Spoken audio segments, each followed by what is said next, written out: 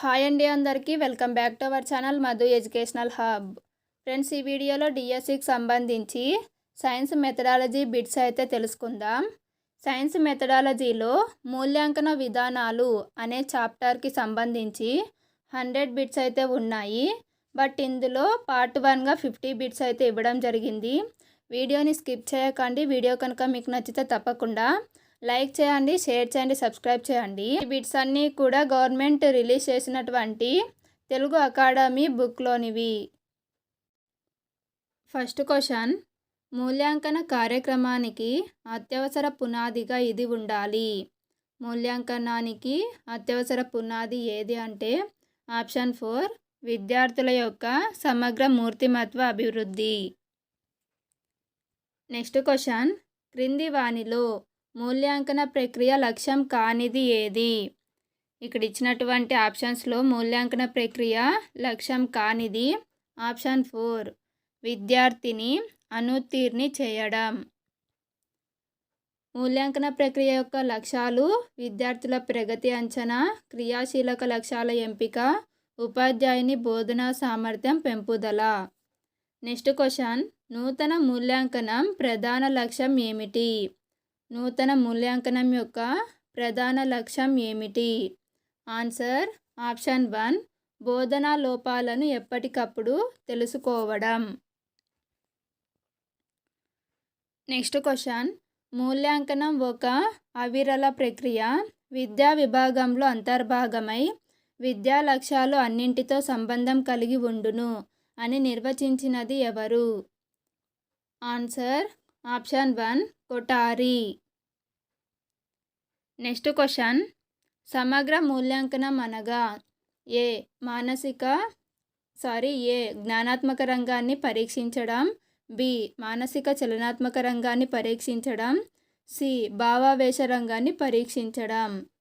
Answer option 4 ABC. సమగ్ర మూల్యాంకనం అంటే జ్ఞానాత్మక రంగాన్ని, మానసిక చలనాత్మక రంగాన్ని మరియు భావావేశ రంగాన్ని పరీక్షించడం. నెక్స్ట్ క్వశ్చన్, విద్యా ప్రక్రియలో పరస్పర ఆధారాలు బోధన అనుభవాలు మూల్యాంకనం అయినప్పుడు మూడవ అంశం ఏమిటి? విద్యా ప్రక్రియలోని పరస్పర ఆధారాలు 3 ఉన్నాయి. అందులో ఒకటి బోధన అనుభవాలు, రెండవది మూల్యాంకనం అయితే మూడవ అంశం ఏది? ఆ మూడవ అంశం ఏది అంటే ఆప్షన్ 1 బోధనా లక్ష్యాలు.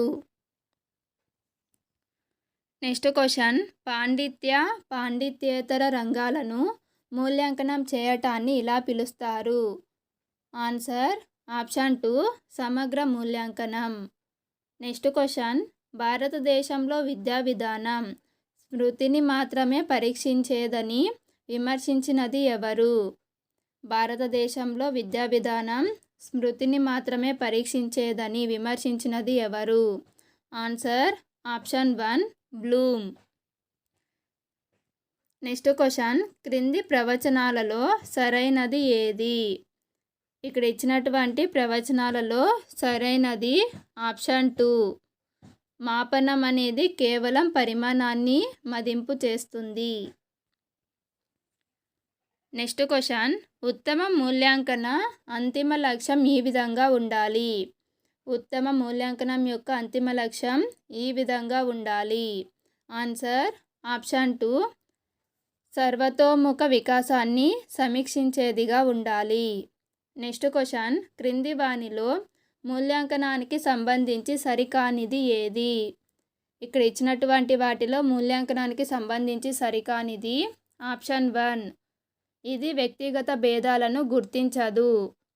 మూల్యాంకనం అనేది వ్యక్తిగత భేదాలను గుర్తిస్తుంది. సో ఆప్షన్ 1 అనేది సరికానటువంటిది.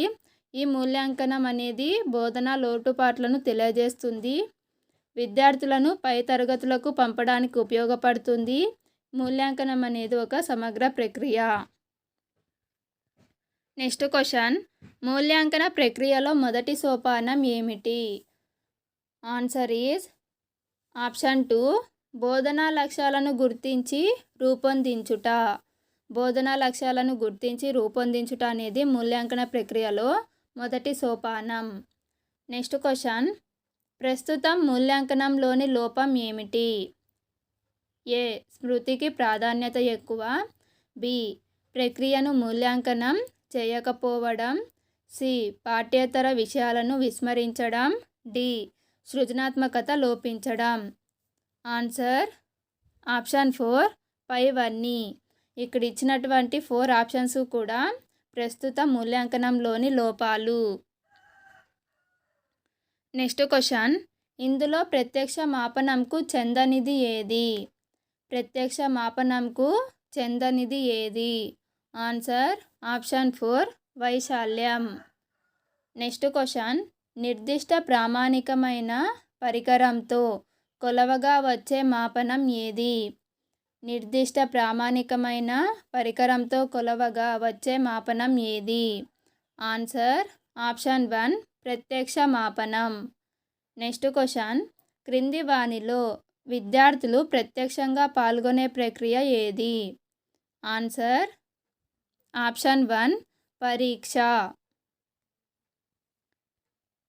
నెక్స్ట్ క్వశ్చన్, బెంజమిన్ బ్లూమ్ అభ్యసన త్రిధ్రువ చిత్రంలో పరస్పర సంబంధాలున్న అంశాలు ఏవి? బెంజమిన్ బ్లూమ్స్ యొక్క అభ్యసన త్రిధ్రువ చిత్రంలో పరస్పర సంబంధాలున్న అంశాలు ఏవి? ఆన్సర్ ఆప్షన్ 3 బోధనా లక్ష్యాలు, అభ్యసన అనుభవాలు, మూల్యాంకనం.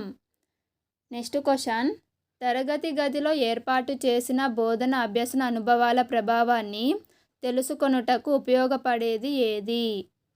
ఆన్సర్ ఆప్షన్ 4 మూల్యాంకనం. నెక్స్ట్ క్వశ్చన్, బ్లూ ప్రింట్లో ఉండే భారత్వ పట్టికల నేపథ్యంలో వేరుగా ఉండేది ఏది? ఆన్సర్ ఆప్షన్ 4 కఠిన స్థాయి భారత్వం. నెక్స్ట్ క్వశ్చన్, విద్యార్థుల మార్కుల స్థాయితో పాటు వాటి అభివృద్ధికి కూడా తోడ్పడే ప్రక్రియ ఏది? ఆన్సర్ ఆప్షన్ 3 మూల్యాంకనం. నెక్స్ట్ క్వశ్చన్, బ్లూ ప్రింట్లో చూపలేని భారత్వ పట్టిక ఏది? ఇది వెరీ వెరీ ఇంపార్టెంట్ అండి. బ్లూ ప్రింట్లో మనం చూపలేని భారత్వ పట్టిక ఏది అంటే ఆప్షన్ 3 కఠిన స్థాయి భారత్వం. నెక్స్ట్ క్వశ్చన్, పరీక్షకు లక్ష్యాత్మకతను ఇచ్చే భారత్వ పట్టిక ఏది? ఆన్సర్ ఆప్షన్ 4 లక్ష్య భారత్వం. నెక్స్ట్ క్వశ్చన్, కఠిన స్థాయి భారత్వ పట్టికకు అనుగుణంగా ప్రశ్నలు తయారైనది లేనిది సరిచూచుటకు దోహదపడేది ఏది? ఆన్సర్ ఆప్షన్ 3 ప్రశ్న రూప విశ్లేషణ. నెక్స్ట్ క్వశ్చన్, ప్రతి ప్రశ్నకు కేటాయించవలసిన సమయాన్ని నిర్ధారించే సోపానం ఏది? ప్రతి ప్రశ్నకు కేటాయించవలసిన సమయాన్ని నిర్ధారించే సోపానం ఏది అంటే ఆప్షన్ 4 ప్రశ్న రూప భారత్వం. నెక్స్ట్ క్వశ్చన్, లోప నిర్ధారణ పరీక్ష యొక్క ముఖ్య లక్ష్యం ఏమిటి? లోప నిర్ధారణ పరీక్ష యొక్క ముఖ్య లక్ష్యము విద్యార్థి యొక్క అభివృద్ధి మరియు లోపాలను తెలుసుకోవడం. సో ఆప్షన్ 2 అనేది కరెక్ట్ ఆన్సర్. నెక్స్ట్ క్వశ్చన్, గణన చేసేటప్పుడు ఒక పరీక్ష యొక్క లక్ష్యాత్మకతను పెంపొందించడానికి దోహదపడే సోపానం ఏది? గణన చేసేటప్పుడు ఒక పరీక్ష యొక్క లక్ష్యాత్మకతను పెంచడానికి దోహదపడే సోపానం ఏది? Answer option 2 scoring key.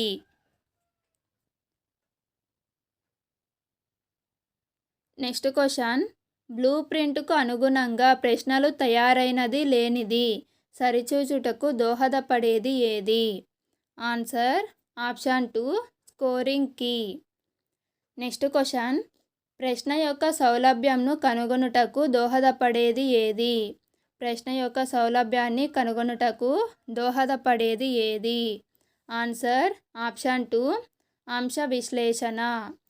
Next question, ఒక ప్రశ్న యొక్క సౌలభ్య విలువ 24 అయినచో ఆ ప్రశ్న. ఆన్సర్ ఆప్షన్ 2 కఠిన స్థాయి ప్రశ్న. నెక్స్ట్ క్వశ్చన్, ఎక్కువ సామర్థ్యం గల పిల్లలను తక్కువ సామర్థ్యం గల పిల్లలను వేరు చేయగల అంశం ఏది? ఆన్సర్ ఆప్షన్ 2 విచక్షణ గుణకం. నెక్స్ట్ క్వశ్చన్, అభ్యసన పరిపుష్టిని ఇచ్చే మూల్యాంకనం ఏది? అభ్యసన పరిపుష్టిని ఇచ్చే మూల్యాంకనం ఏది? ఆన్సర్ ఆప్షన్ 3 నిర్మాణాత్మక మూల్యాంకనం. నెక్స్ట్ క్వశ్చన్, సాధనా పరీక్షలో అతి తక్కువ గణనలు వచ్చినప్పుడు కారణాన్ని అన్వేషించటానికి చేసే మూల్యాంకనం ఏది? ఆన్సర్ ఆప్షన్ 1 లోప నిర్ధారణ మూల్యాంకనం.